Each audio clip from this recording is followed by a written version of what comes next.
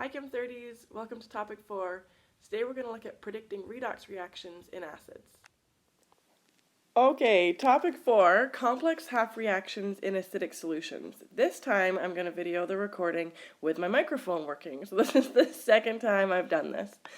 Alright, so we are looking at complex half reactions in acidic solutions, and these complex half reactions you will have to design yourself. You will not find them on page 7 in your data book on that redox table. So we actually need to follow some pretty easy steps to come up with our complex half reactions. And if we follow these steps, then we can write our own half reactions. So again, these are reactions that are not found in your data book. We need to design them ourselves based on some information that we have. So we can have polyatomic ions and molecular compounds that undergo redox reactions in aqueous, acidic, or basic environments. Now, these reactions with our polyatomics and moleculars are not always found on our data tables, so we're going to have to actually produce them ourselves. So let's look at the steps. So there are 6 steps for writing reactions in acidic solutions. You guys can pause the video here at any time and write down these 6 steps. I'm just going to go over them. So you want to first write out your reactants and products. And of course there'll be hints in the question with what are your reactants and products. Then just like we did when we were balancing our atoms to ions or ions to atoms in our half reaction, we're going to balance all the atoms in our half reaction except for the oxygen and hydrogen. So for example, if you had 2 chlorines on one side and 1 chlorine on the other side, you would balance those, but don't worry yet about your oxygens and hydrogens. Now, when we're looking at our oxygens, we want to balance our oxygens by adding water molecules. So water molecules balance out our oxygen atoms. Now we're going to look at our hydrogens. So to balance hydrogens, we add hydrogen ions. Of course, we're in acidic solutions, so we can add hydrogen ions to represent that we are in an acidic solution. And then step 5, we're going to add electrons to balance the charge on each side. So remember, we're always adding electrons. We never subtract electrons. And all we want to do is balance the charges on each side.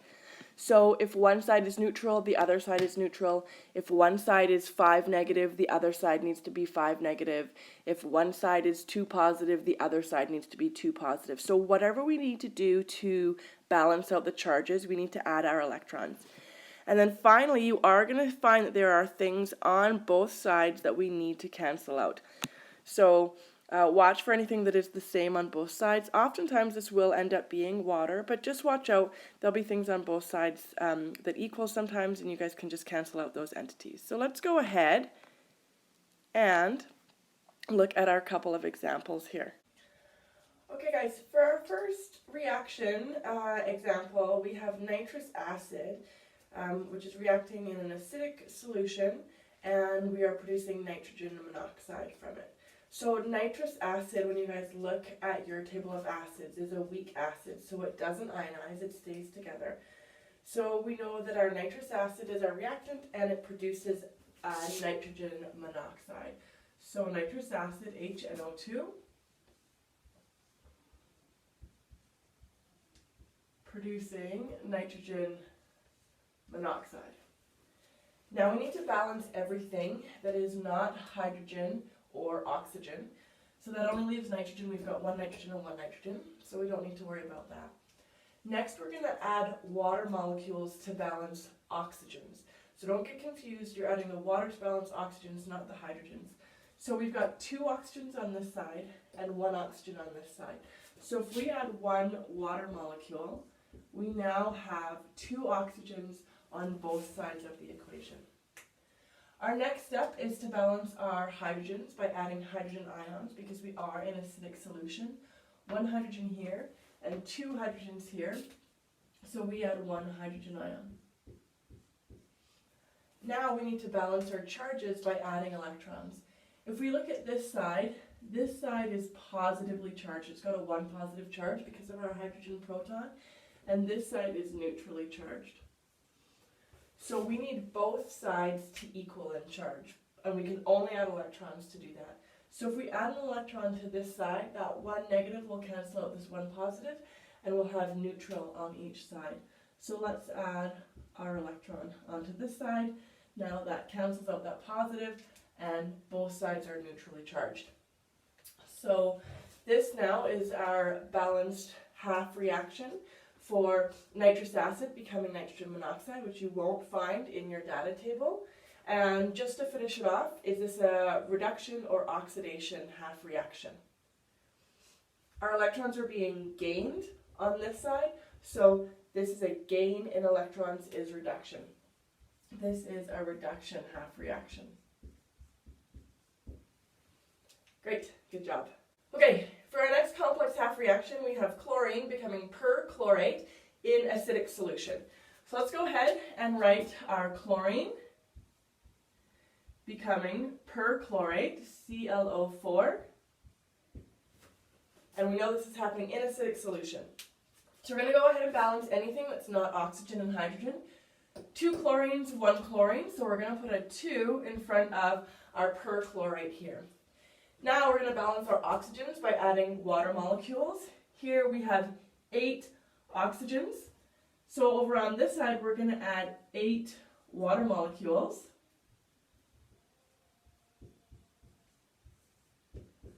Now we have 8 oxygens and 8 oxygens. So now our oxygens are all balanced. Next we're going to have to look at our hydrogens and balance out our hydrogens by adding hydrogen ions. So on this side we have 16 hydrogens, and of course on this side we don't have any hydrogens. So we're actually going to add 16 hydrogen ions over on our product side. Now let's have a look at our charges.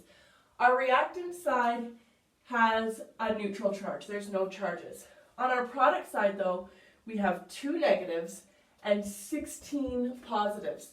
So if we add up our total charges, on this side our 2 negatives and 16 positives cancel out, and we actually get 14 positives overall on our reactant side. So to balance our sides so that they are electrically the same, we can add electrons.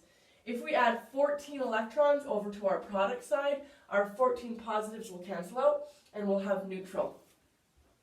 So 14 electrons cancel out the 14 extra positives we have here because we've already got 2 negatives. And now this is an electrically neutral half reaction. The charges are the same on both sides. And in this case, they both happen to be neutral. So if electrons are lost, right, this is a loss of electrons, so this is oxidation. That obviously then makes chlorine our reducing agent. See how you guys can do that? So you can pick whether a reaction is oxidizing or reducing, but now you can also determine if that makes chlorine an oxidizing or a reducing agent based on your half reaction. So another little trick in these reactions too is to pick your oxidizing and your reducing agent. And oftentimes on the diploma they'll get you to write a reaction like this and then state whether something is an oxidizing or a reducing agent.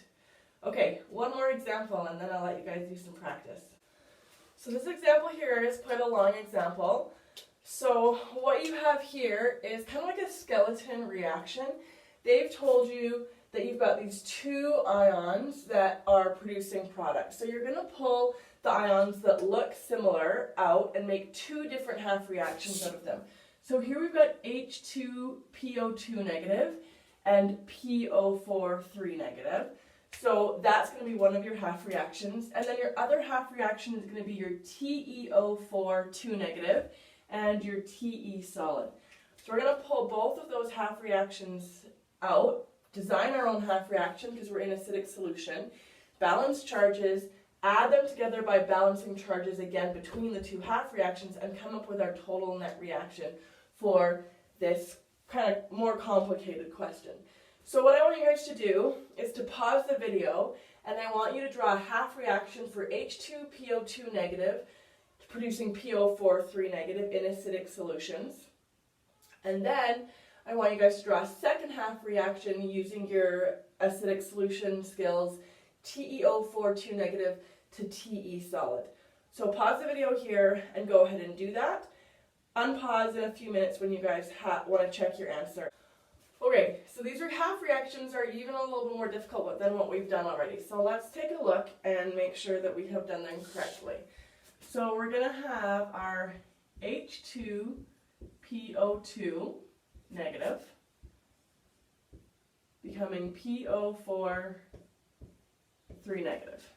Balance anything that's not oxygen and hydrogen. Done.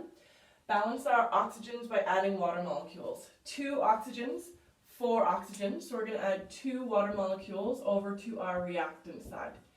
Now balance our hydrogens by adding hydrogen ions. 4 hydrogens, 6 hydrogens. We're going to add 6 hydrogen ions over onto our product side. Now we need to balance our charges. Overall, this side, our reactant side, has a negative charge. And on this side, we've got 3 negatives and 6 positives, which means that this is overall 3 positive.